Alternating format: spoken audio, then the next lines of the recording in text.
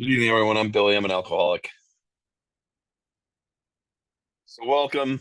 Excuse my hair, but I only have one arm. So as some of you know, I had surgery right after the international.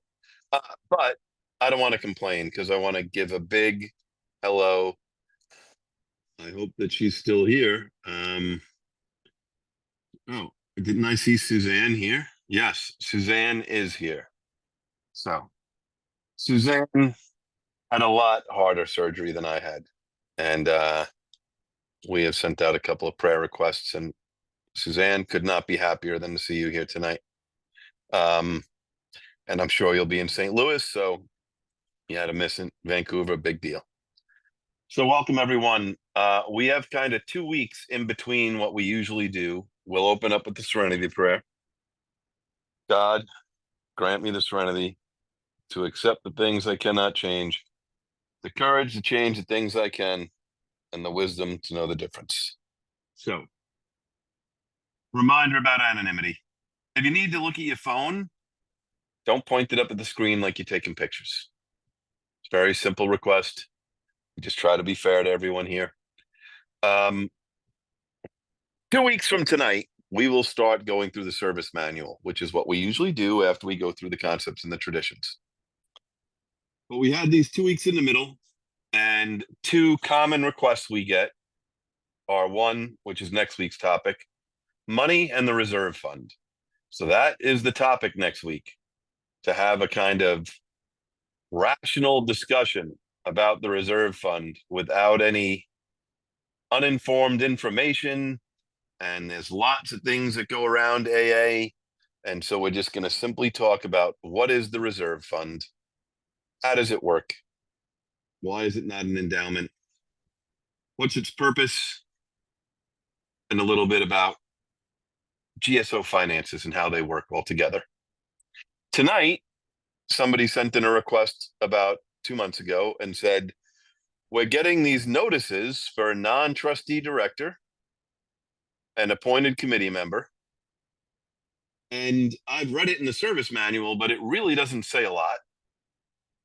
It's really like a paragraph or two for each. And it would be really nice to know what are they?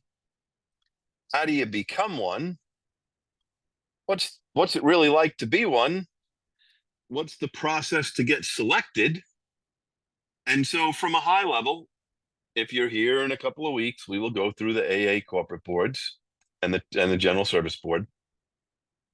And if you want to read the service manual yourself tonight, be my guest next week. I'm not going to read the service manual to you tonight. I'm going to start with just a brief description of both and why the names are really so important, and that give you a clue as to their functionality and their authority. I happen to have been both. I have brought two people tonight, one who's a past appointed committee member, one who is a current non-trustee director. But appointed committee member, just think of those three words, appointed committee member. That means that you are on a trustees committee as a voting member of that committee. Not all trustees committees have appointed committee members. I will try to not use the term A.C.M. because we have so many acronyms and they're so user unfriendly to new people in service. So what are you appointed on? You're appointed on the trustees committee. What trustees committees usually have appointed committee members? Corrections, public information, sometimes cooperation with professional community, literature. Those are very common. Now, when you look at corrections, why do we have appointed committee members there? Well, it goes back to the old leadership phrase of the person who sweeps the floor should choose the broom. Anyone who works knows what it's like to have someone, like, you ever see someone implement a new software system but not ask anybody who uses it every day? Like, that is like A huge mistake. Like, not go, or how about this in AA? How about when we set up a service for people with accessibilities, but don't ask anyone with accessibilities to be on the committee that's deciding how it should look? On corrections, appointed committee member, most of the time, are bringing unique experience in corrections in AA. In public information, a lot of times it's people, AA members, who have experience in media. Literature, it's usually AA members well versed with literature, but there's also another aspect to an appointed committee member. You're only appointed on one trustees committee. Now, the good news about that is you're only on one trustees committee. The bad news about that is everybody on that trustees committee knows you're only on one committee, and the work flows the direction of the appointed committee members. That's the bad news about being an appointed committee member, because we need extra hands, especially with literature where everything has to be read. You can't get around reading it and the time it takes. So an appointed committee member is selected by that trustees committee, and then they make a recommendation to the trustees nominating committee. Then the trustees nominating committee tells the general service board chair, this is the person we want, and he or she appoints that person. The reason we're clear on appointed is that they're not elected in any way or approved by the conference. So they are not a voting member at the conference. They are simply a voting member of that trustees committee. They do, however, go to conference, as you may know, or we'll talk about in a couple of weeks. The first day of conference is the joint meetings, the meetings between the conference committee and the trustees committee.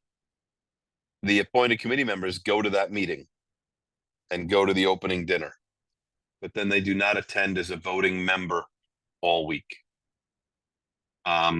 It's a super, super important job. The term is 1 to no more than 4 years, depending upon the workload of the committee. If the committee has no projects, they might only keep someone for 2 years. If the committee has a ton of work, they'll keep them for 4 years. But that is what an appointed committee member is and why its name means what it does. Now, inside that committee, we have no unequals. Everybody's an equal voting member. Now, let's go to non-trustee director, 100,000 feet in the air. We have 2 service corporations, AA World Services and AA Grapevine. No disrespect against any of the other trustees, but a large percentage of the work that's done at GSO goes through the Grapevine board or the AA World Services board. AAWS has 2 sides of the house. They have all the service they provide, and they have the publishing. It is a massive operation. Each corporate board has to have at least 4 trustees as members of the board. AAWS has 4, 2 general service trustees and 2 regional trustees, usually. A death, a sickness, some kind of break in rotation, but usually. And then AAWS has 5 other directors. They have the staff coordinator and the general manager of GSO, 2 employee directors.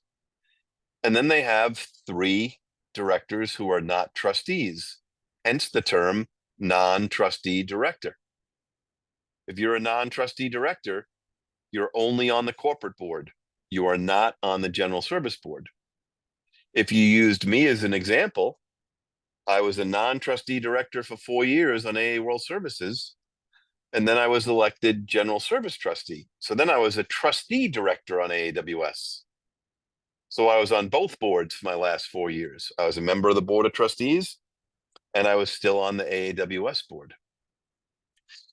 The only way to become a general service trustee is to have been a current or past non-trustee director. Non-trustee directors are not called appointed because the nominating committee for AAWS or Grapevine does a search and interviews people and then recommends to the full board who they would like to bring on board. And then the AAWS board recommends to the nominating committee of the trustees who they would like. But there's no power to appoint a non-trustee director. From that point, the General Service Board has to send that person's name to conference on the slate of directors for AA World Services so that they're approved by the conference. Non-trustee directors serve on committees on AA World Services or the Grapevine and serve on usually 3 trustee committees as well. So it's a huge workload. Non-trustee directors are full voting members of conference. So they stay for the whole conference week and have their own, they are one of the 21 trustees, 6 non-trustee directors, 15 staff members. Usually those numbers are around there. The non-trustee director is one of those people. And the non-trustee directors are brought on for a very specific reason: to bring professional expertise to the board. It's very funny, if we don't like the word constituents in AA, because the service manual says the delegates there to do good for AA as a whole. But one could argue they have a constituency of their area. Regional trustees are not supposed to represent the region. They're elected by the region and they're supposed to do the best for AA overall. But one could say they have a constituency in their region. But non-trustee directors, if they have a constituency, it's the General Service Board. That's who is electing them and putting them in their power as a member of AAWS as sitting on the corporate board. And those non-trustee directors come with a lot of different skill sets: accounting, executive management, finance, legal, information technology. But it's to make sure that out of the 9 or 10 directors on AAWS or AA Grapevine, that we have at least 3 who are not only alcoholic, but bring serious special experience to the table. So with that, I'm very excited that 2 people. I'm so delusional that I still think I'm younger than the 2 speakers today. I just want to let you know that, just so you're aware. Like, I'm still on my way to Ikipa to host, Ikipa. But the 2 people who I've chosen tonight are longtime friends. Both happen to get sober young. Both have done a ton of service. My first speaker served as an appointed committee member on the trustees literature committee, and that is Katie H. So Katie, unmute yourself and give us your 15 to 20 minutes. Thank you so much, Billy. And my goodness, when Billy calls and says, "Will you?" It's a I don't even have to know what it's for. It's a yes, always. Thank you so much. And what a great opportunity to get to share. Um, I hesitate. I sometimes want to refer to it as a mountaintop experience in Alcoholics Anonymous, getting to serve as an A.C.M. on Trustees Literature Committee, but I just had a 30-minute phone call before this with a newcomer who is 21 days sober, and that's a mountaintop experience for me. I try to have a very balanced triangle in Alcoholics Anonymous, and being at a home group and putting out chairs is also really important. But I do certainly appreciate the opportunity I got to have to get a viewpoint that a lot of people don't get to see in Alcoholics Anonymous, which is getting to see our board, how it's run, our staff, and the the unbelievable work that people do for Alcoholics Anonymous that no one gets to hear about, or very few people get to hear about or see. So it was an incredible privilege. I had to think back on the timeline of this, Billy, and I'm so grateful I got to take a moment today to think about it, because the call for the A.C.M. first came out in 2017. And I knew about as much about an ACM, sorry, an appointed committee member, as what's in the service manual, which was a paragraph at the time before the new one came out. And there was a call for a young person to serve.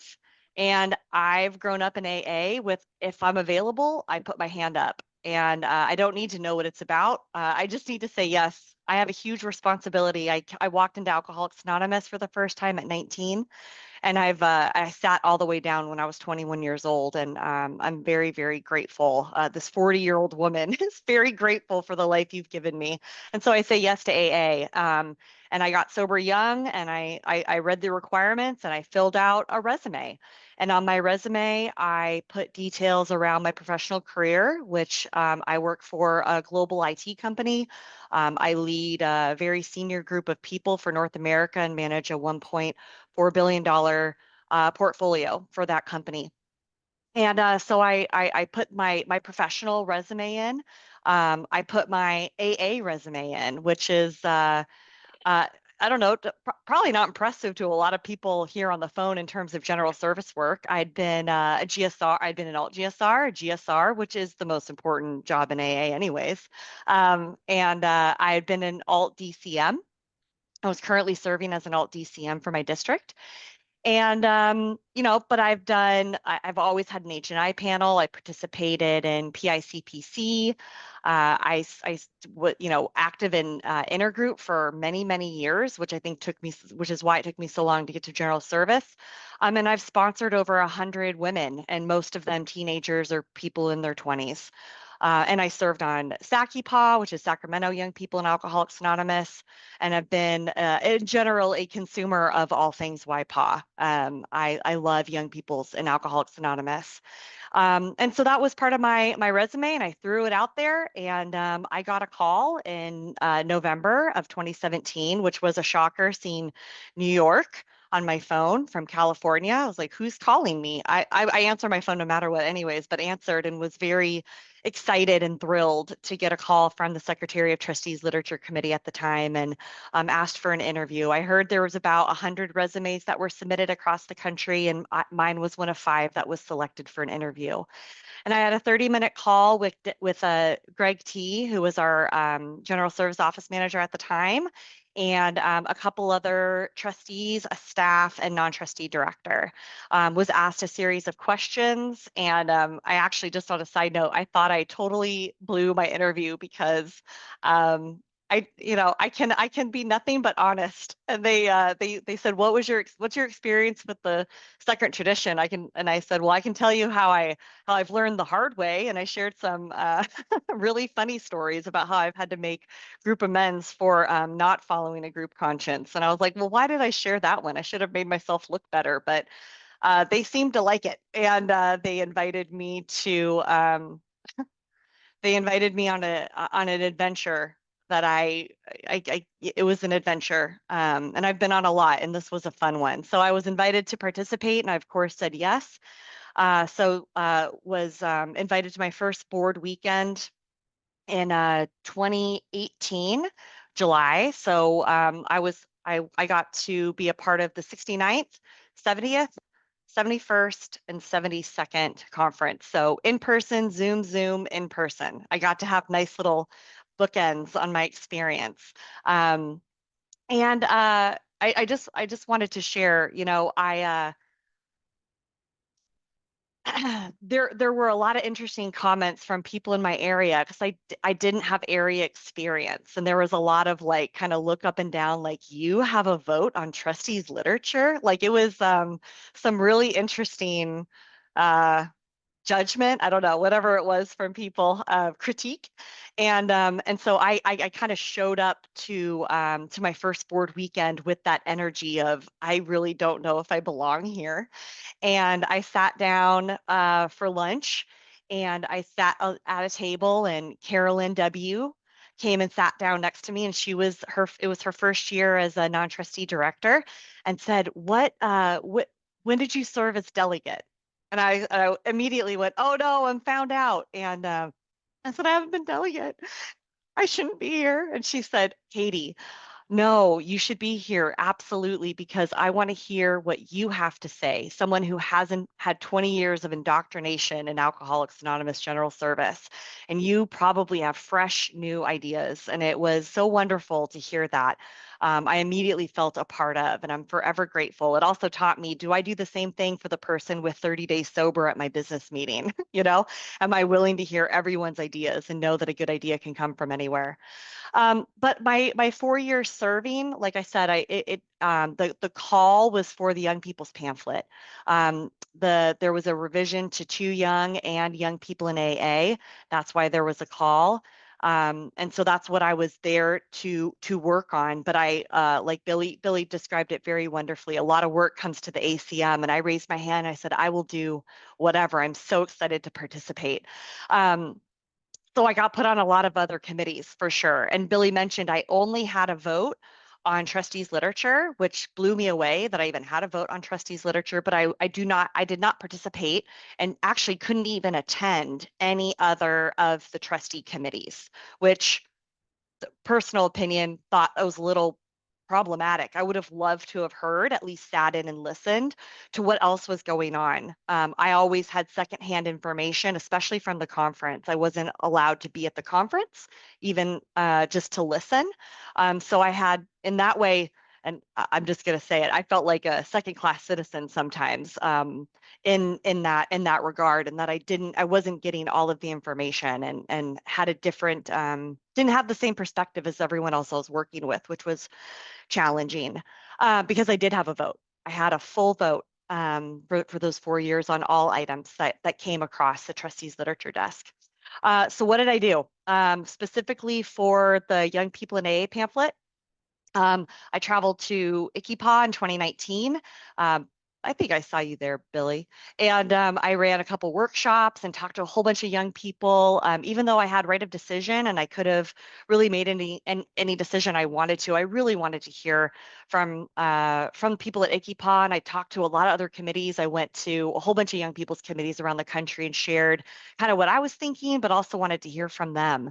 And in that way, we came out with a whole different format that I recommended to publishing. And if you've seen the new pamphlet, I hope you all have.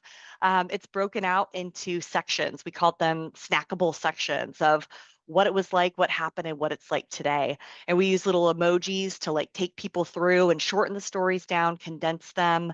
And that was a really fun idea that came out of those sessions. I also had got to read all the stories, which there were like 104 stories that were submitted. And I don't know how anyone else read stories. I know how I read stories, which is that I read a story, I read it all the way through. And then I read it again and I matrixed it. We had a large matrix that had all these different columns, and I would grade each of the stories and put check marks and take notes. So I would read it through and then read it again, and then I would read it again for final comments. So in the reading and the reading and the reading, I think I clocked about 60 hours just on that pamphlet of reading.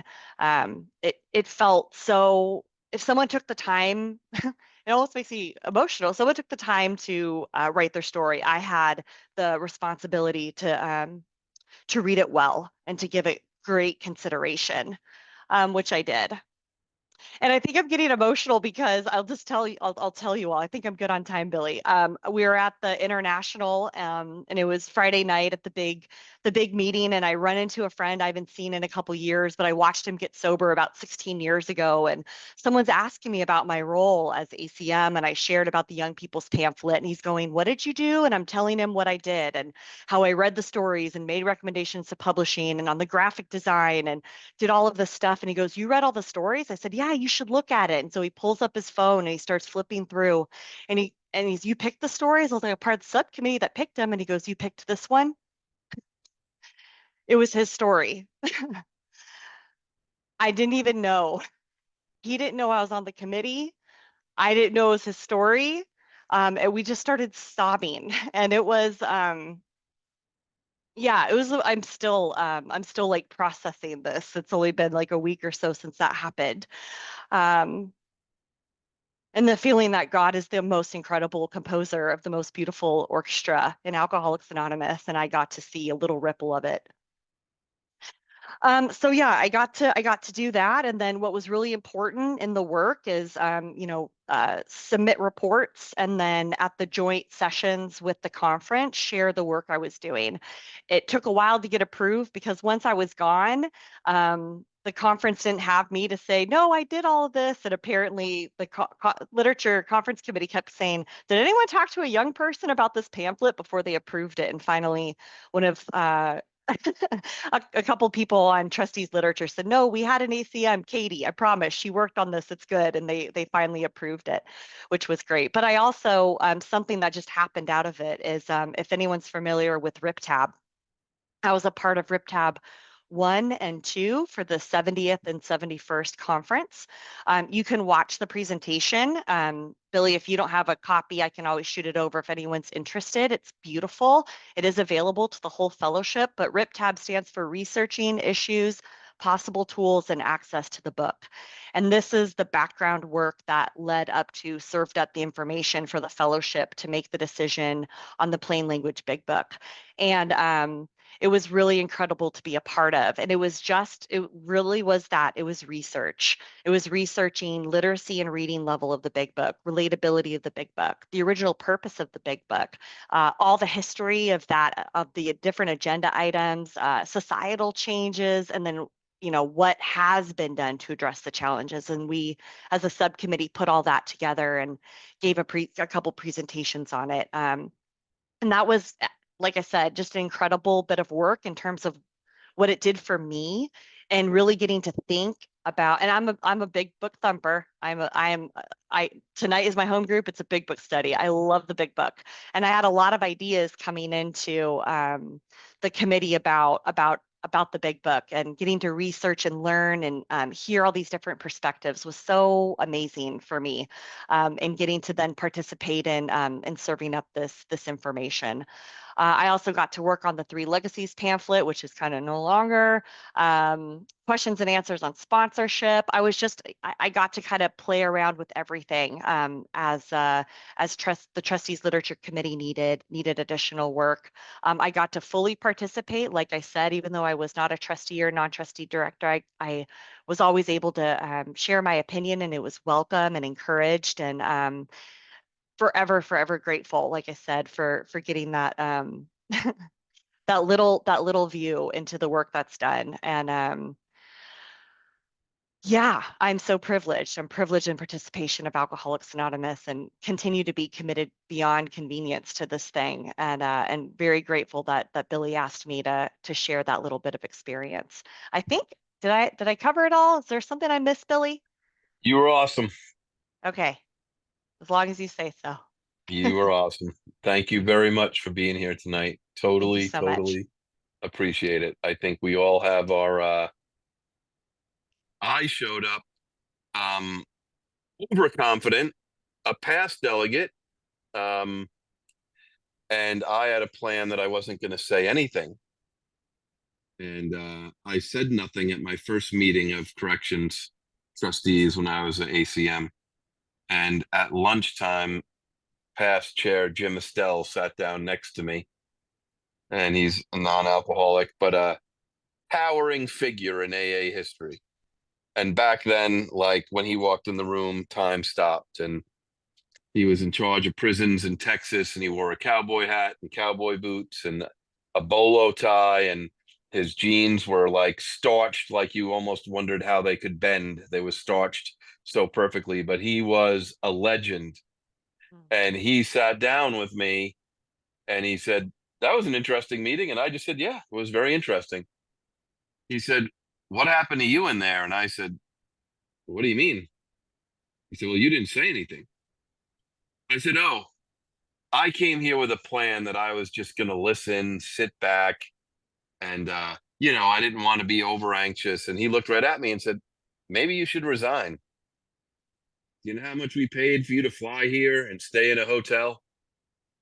Like we could pick anybody that could just come here and say nothing. And wow, that was a wake-up call. But thank you, Yeah. Katie. The next speaker is a good friend of mine, Matt. Matt was recently chosen to be a non-trustee director on the AA World Services Board. I would like to stress for anyone who's interested, you don't have to be a delegate. Matt happens to be a past delegate, but you don't have to be a delegate to be a non-trustee director or an ACM. And I would like to stress that I think the biggest mistake people make is they send in their resume and they don't get interviewed. Or they get interviewed and they don't get selected and they don't send their resume in again. And, maybe the luck strikes perfectly that the planets line up and the board needs exactly your experience the first time you apply and the first time you interview. But for most non-trustee directors, that does not happen. And so it's a process of sending it in every time there's a job available, every time there's an open position, because sooner or later, if the planets align, your experience is going to be what the committee needs. So Matt, unmute yourself and take it away. Thanks so much, Billy. Hi, everybody. My name's Matt. I'm an alcoholic and very grateful to be here and very grateful to be a new non-trustee director, which still feels funny to say. Feels very grown up to me. I might say so myself. I still feel like I should be at a sobriety countdown at an Equipa or running around till 3 a.m.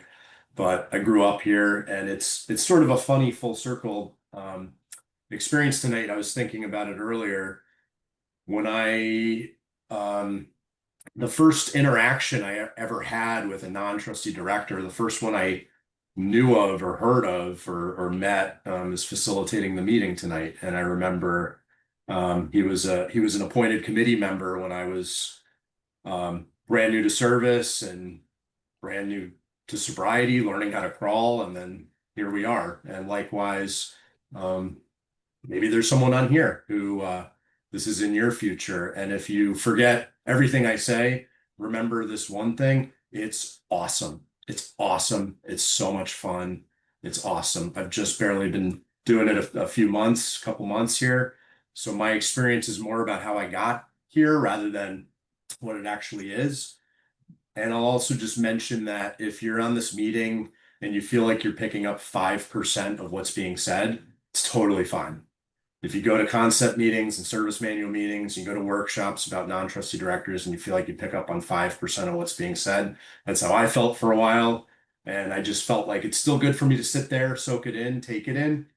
And over time, these things sunk in. And I remember for years and years and years, I would ask, anytime there was a workshop or anything, I would always ask the same question. What's the difference between a non-trustee director and a trustee? And it was explained to me at least 17 different times, and I'd ask it an 18th time. I didn't quite get it. But I think Billy covered it well, and I'll just emphasize a trivia question of a trick nature is always a good way to learn something. So here's a trick question. I'm tipping you off that it's a trick. How many non-trustee directors are there on the General Service Board? There's none, because only trustees are on the General Service Board. It's either AAWS or Grapevine that have these other direct, so that was one detail. There's other details as well, which has been covered, but one way that to help solidify it. But I've had the opportunity to serve in a variety of different roles in AA service, been a DCM and area CPC chair, an area corrections and treatment chair, I've done area officer positions. I served as a delegate, but that is not a requirement, as Billy mentioned. And I'll talk about the application process, and I think it's probably helpful for me to share something, which is that the first non-trustee director position that I applied to, the first time it was on the Grapevine board, and that was the one opening that there was that year when I was eligible after I'd not been at a general service conference as a delegate long enough. And when I applied for that, I didn't get an interview, and I didn't get selected, obviously, because I didn't get an interview, but I didn't get an interview is the point. And then the next year there was an announcement regarding AAWS, and I applied, got interviewed, and ultimately selected. So to just reemphasize the point, sometimes we don't know where we're supposed to be, when, where, how. I never would have thought that this would be in my path. I was interested in it. I loved the idea of it, but I was honestly surprised when I got selected for an interview and ultimately selected. the process of applying was really a spiritual experience in and of itself, because I'll tell you that I came to Alcoholics Anonymous when I was a senior in high school. And then I loved it so much, I joined a second time when I was 20 years old, and I've been in ever since. And I had no college degree. I had nothing when I got here. I had no career. And I've now had 2 careers in sobriety. I ended up doing a bunch of college sober. I ended up getting a master's degree sober. I worked as a social worker for a while sober. And then I decided I wanted to be an attorney. So I went to law school and I got a law degree and became an attorney. And I've gotten to do that in a couple different settings in a couple different ways. But what I really want to point out is there's been this constant reinvesting situation that's happened with me, where I've invested so much in AA and so much in service that it then reinvests in me. And then all of a sudden I'm in these professional settings and doing these things, and people are saying, well, how'd you learn how to do that? How'd you learn to share in front of some people confidently? How'd you learn how to look at a financial spreadsheet? How'd you learn how to take minutes during a meeting? These are all things I learned in service.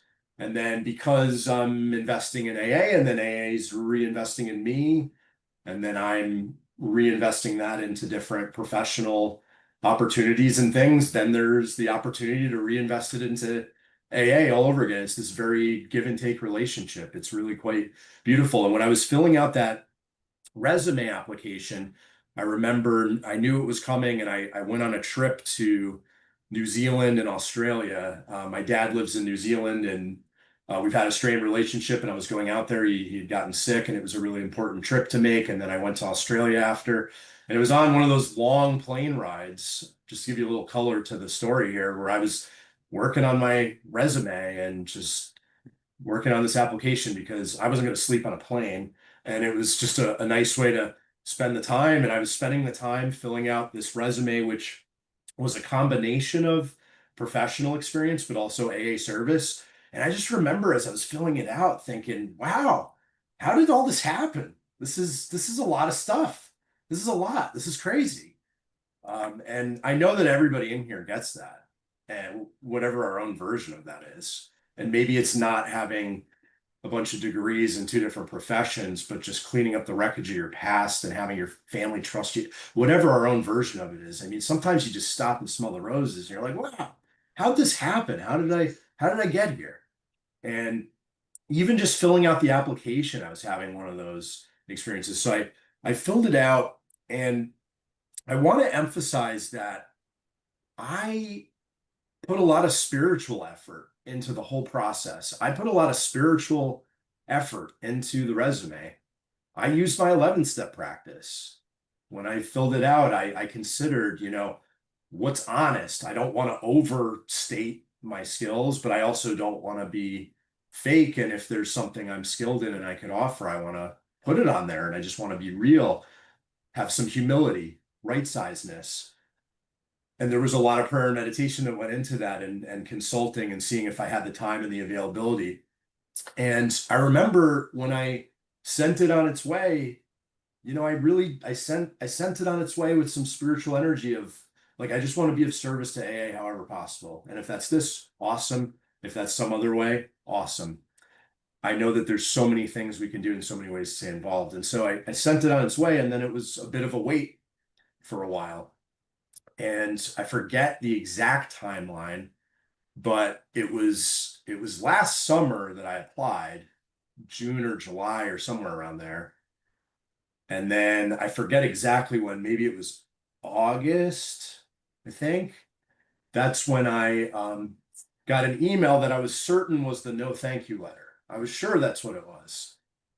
And I opened it, and that's not what it was. It was an invitation to interview. And I had heard either in an AAWS report or somewhere that there were, over 90 people that had applied for 2 openings, 97 applicants or whatever it was. And so I was not expecting that to happen, especially the first time I was applying to AAWS. And especially after that experience I shared about applying when I applied to Grapevine the previous year. Well, like I said, you don't know when, where, how, why. We make ourselves available. and the chips fall where they fall. And so I got this email, and it said, essentially, you've been invited to participate in an interview. And so that was last August or whenever it was. And so I had a moment of panic and excitement and all of that all at once. And now what do I do? And I have to just zoom out for a second. It's really funny to think about an AA service position where you fill out an application and you get interviewed. I mean, that is kind of funny if you think about it. But it is very much the type of service position where it makes sense for that to be the case, and given what it's involved. And I remember thinking, how do I prepare for this interview? And, I had consulted a couple people and a couple of past trustees and gotten some experience. And two pieces of advice I got that were so good. One was, Matt, think about what the role is and consider the questions that you would probably want to ask if you were the one picking the questions to be asked, and just give that some thought. And I took that seriously, and I spent some time with that. And as you could see in the job description, it's a combination of professional experience, service experience, and just questions about the types of things that they're looking for. And so that was a helpful piece of advice.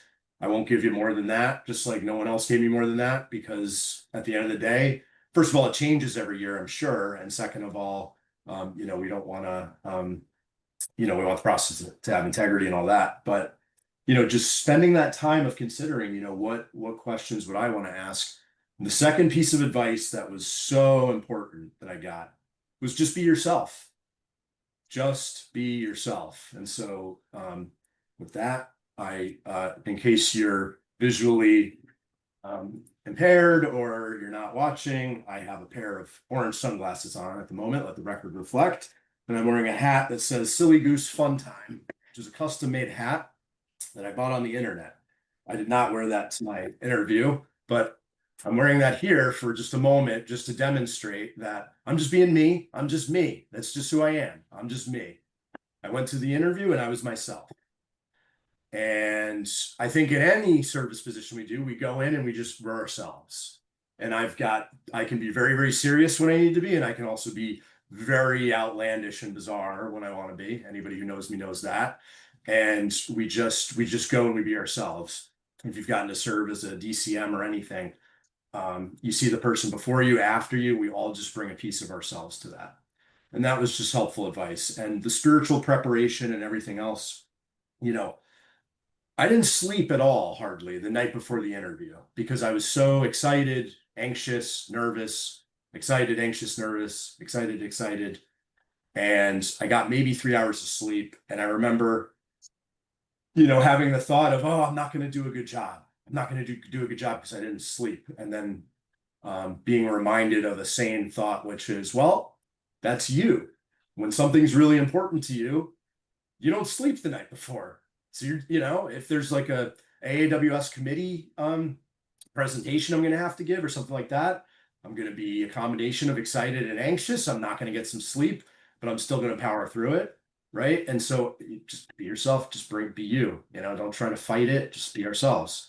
And I went through that interview process, and I thought it was a really interesting process, just getting asked those questions. And then, at some point, the AAWS nominating committee picked the two people for the two openings, and it was me and another AA member. And after that, it went to the full AAWS board, and I guess they thought it was okay, so it moved along to the next step. And then it went to the trustees nominating committee, and I guess they thought it was okay, and it went on to the next step. And then it went to the full general service board, and I guess they thought it was okay, so it went on to the next step, which was to basically go to the general service board a whole second time when the slate gets put together in January. And then I guess they thought that was okay then. And then it went to the General Service Conference Committee on Trustees and the 8 or 9 delegates that were in there. And I guess they thought it was okay and recommended the slate, and then the conference approved it. And then I got the call that that was official, and it was a long wait. It was interesting. I mean, when you stand for a regional trustee or another service position, one day you definitely don't have that service position, and then the next day you get a call and it's like, congratulations. And this non-trustee director process, it's a long process, but that's really cool because I got to learn a little bit about humility. You know, I wasn't having a parade about it because it wasn't final, and I knew that it had all these other steps that it had to go through, and having respect for that process, and also doing life preparations, you know, to get ready for it. So I'll end with this. The service position is awesome. I've been doing it since May, so not very long. It's awesome. I love it. I'm over the moon. I just and there might be someone else where they'd be like, I don't like that at all. You know, so maybe that's an indicate, you know, I don't know. Maybe I'm in the right place at the right time. And we're all right where we're supposed to be when we're supposed to be there in service, right? And I have to say it's really exciting to get to serve on AAWS board committees. It was awesome to get to go to that AAWS meeting in June. I loved it. I thought that the mentorship I got was great. People really cared about making sure I had my questions answered and that I knew what the process was, and people reaching out after saying, hey, what'd you think? Do you have any questions? I mean, it was really quite something. A good example of rotation, because I don't think we're always good with rotation. You know, we call someone who's taken our spot and we say, hey, let me know if you have any questions. I mean, this was a very proactive approach. People were really proactive, and it was really nice. And I get to serve on 3 trustees committees, and next year I'll get to be at the General Service Conference as a conference member. And I mean, the whole AAWS, the whole operation's really amazing. I mean, I've been in service since 2007, got to do a lot of different roles. I've done a lot of things. And I have to say, like, I'm learning about things with the General Service Office that I didn't even know about. And it's just that next level of, I've never scuba dived, so I don't know why I'm using a scuba diving reference, but let's go with it. If you're scuba diving and you're in the shallow end, and then you just like step over this edge and it's a big drop down and it's this big wide open. I mean, that's just what it feels like. There's so much here. I mean, it talks about in one of our pieces of AA literature about a limitless load in the spiritual context. I'm trying to transmit as best I can that there's a limitless load in service, and whether that's this service position or whatever else, there's so much here, and there's a shifting of vantage points that happen. And you know, being sensitive to that for me is always good. I remember when I was at DCM, I was real hard on the area officers and I was real hard on the delegate, the area chair. And then I remember when I was in those roles and I was a delegate, I'm like, why are they getting hard on me about these? You know, why are they asking such hard questions? You know, and then, you know, but it's just the natural order of things, right? And then, you know, when I was a delegate, I asked questions, right?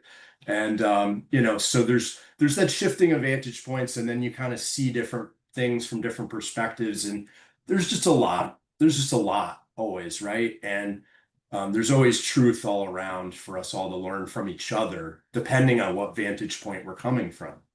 So if you forget everything I said, I hope that's great. I hope you didn't listen to me at all. I hope you just heard how excited I am, how enthusiastic I am.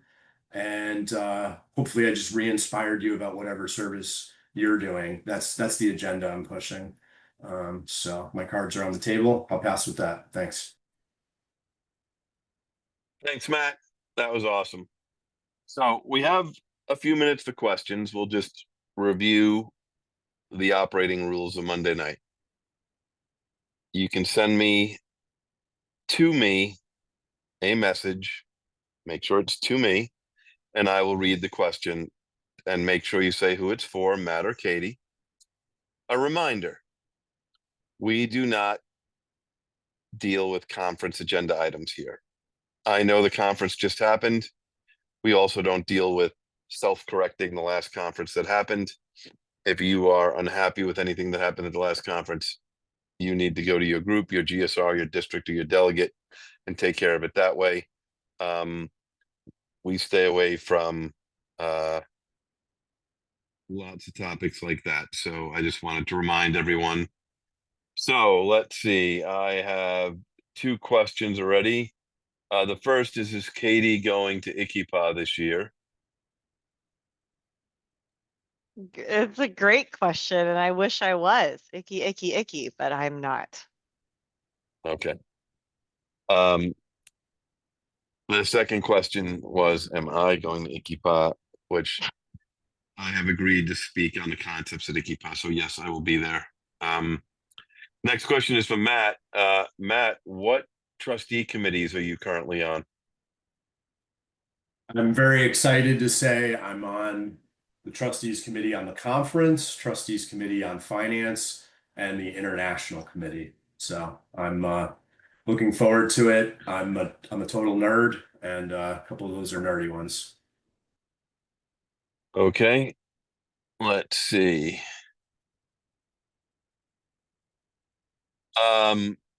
First one, for Katie. It's so long. Let me just read it.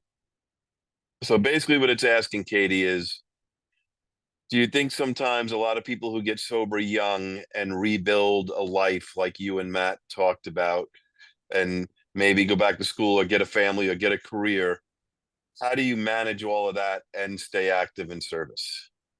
What a beautiful question.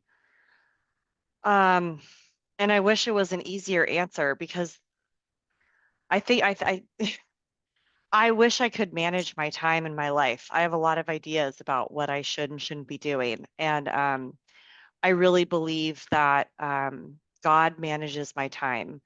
And the more I have said yes to Alcoholics Anonymous, despite what my head tells me about it, like the more my life has improved. Um, I said yes to serving Alcoholics Anonymous as an appointed committee member, and I got a promotion like a month later. Um, I say yes to another sponsee, it feels like I have an extra hour in the day. It feels like magic, that I just allow God to show me what the next thing is. I follow my calendar to the best of my ability, and like it all gets done. Now I'm busy and I'm active in all areas of my life. I'm a 3-year-old. I have a job. I'm a full-time AA, a full-time wife.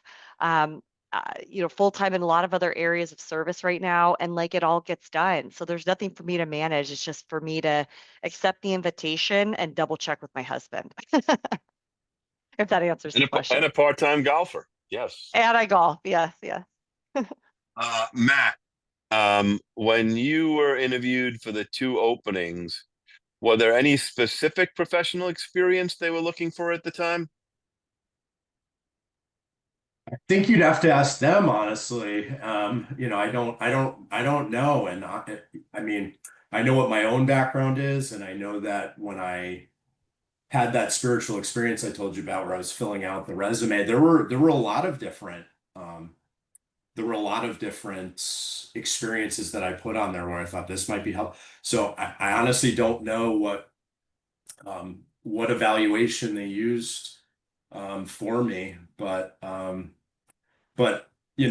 will say it is really interesting that me and the other individual that was selected, we have different backgrounds, and it's kind of neat how it complements one another, and that's just something I noticed. So I hope that's helpful.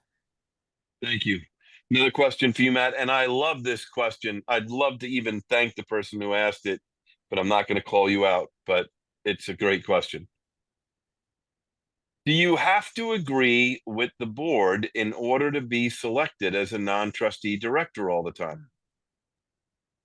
I definitely don't believe that that's the case at all. I mean, I will say that there's a way to disagree in a respectful way, and there's a way to disagree in a way that's not insulting or cruel or anything like that. And I think that in my experience, my limited experience on the AAWS board so far, I think different opinions are encouraged and welcomed, and that's how we have an informed group conscience. And I know that I know that when I was a delegate, I had some experiences where I was asking, hard questions or bringing things up. I always made sure to do it in a way that was principled and respectful. So yeah, no, I don't. I would say that's a misnomer, if that's an idea, and I'd say that at the end of the day, it's about the program we're all working, and that'll come out in how we interact with one another. I mean, for me, sometimes it's being willing to speak up. I've had to do it as a DCM and in different roles, and other times it's time for me to just listen to what someone else has to say. But we definitely don't all have to agree with each other all the time. I think we do want to be unified and respectful for sure. Thank you. And that is exactly my experience. Same exact. A couple of questions here. So first, for Katie and Matt, Katie, you go first. Day to day, like during a week or a month in between meetings, what does it look like being a non-trustee director or a appointed committee member, like during the week or during the month in between the meetings? Yeah, that's a great question. Well, certainly the busiest time is is everything after the October board to the conference. That is certainly at least in my experience, my busiest time because we've been given the direction from the conference. We've met in July and now there's work to do. So when I was on RIP tab, we actually, I think, set a record at the time, at least, for the amount of times our subcommittee met because it was during COVID and we got on Zooms all the time, which was unusual, obviously, because we didn't have Zoom at the time. So that was sometimes weekly work. If I was in the middle of reading a pamphlet, like I said, I clocked 40, 50, 60 hours on pamphlets. Um, there were some weeks where there was kind of some things and some weeks where it was very heavy reading, right? Like the packets that if you're a GSR or a DCM are getting for the conference, I was reading those quarterly in huge, gigantic notebooks. So a lot of reading. But the busiest work that I had to do was during that time, which was usually about weekly, but nothing that was like unmanageable, at least in my schedule, if that answers the question. Thank you. And Matt, how has your life changed since May? What does it look like day to day, week to week now?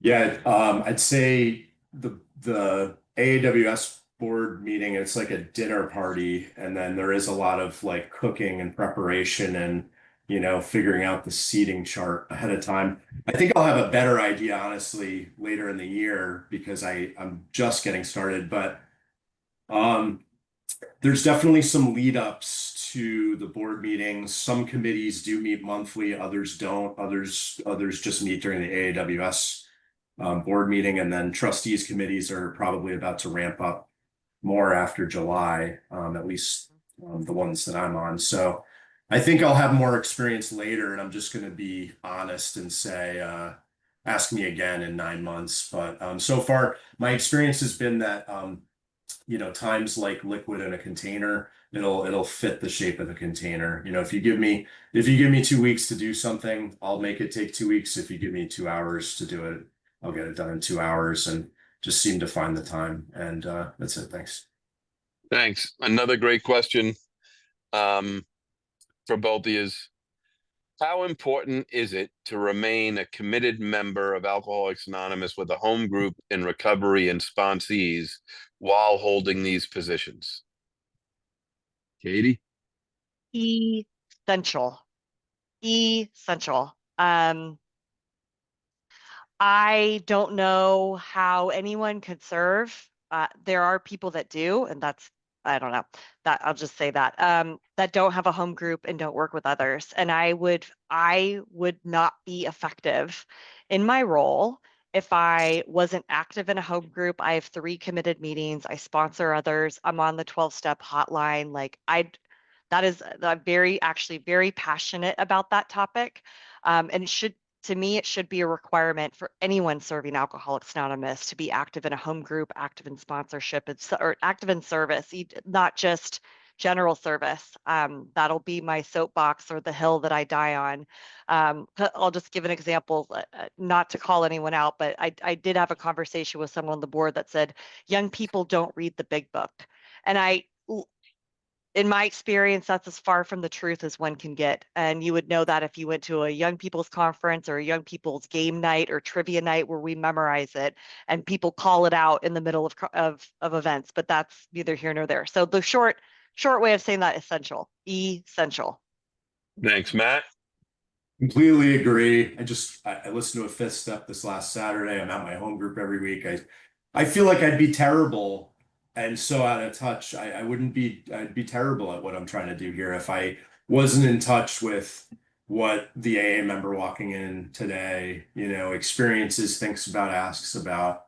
So I really try to make time for that. I'll also mention there's a friend who spoke at an ICIPA, I forget if it was last year or the year before, but she said something really great that I liked, where she said, it's not about what I'm doing, it's more about who's doing it, who's showing up and doing these things. And I will tell you, what Matt is showing up and doing these things matters so much. There have been times in my service journey where I've made some really bad mistakes. I've really messed some interactions up. I've caused harm. I've had to make amends. I've had to take personal inventory. And, there's times where, I'll let you all know, if you were to audit the last 365 nights of my life, I've done a nightly review every single night. If you were to audit the last 365 mornings, I've done a morning meditation every single morning without exception. And, that's not the case for my entire sobriety at all.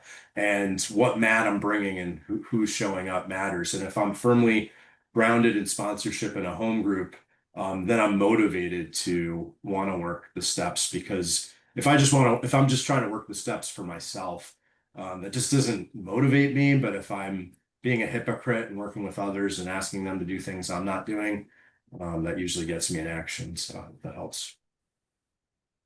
Thanks. There's another question here.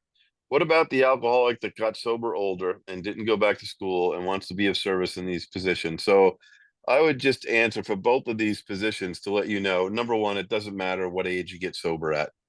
There's plenty of people who serve the boards and serve as appointed committee members who got sober older. As far as education and professional experience, there's lots of regional trustees and trustees at large that had none.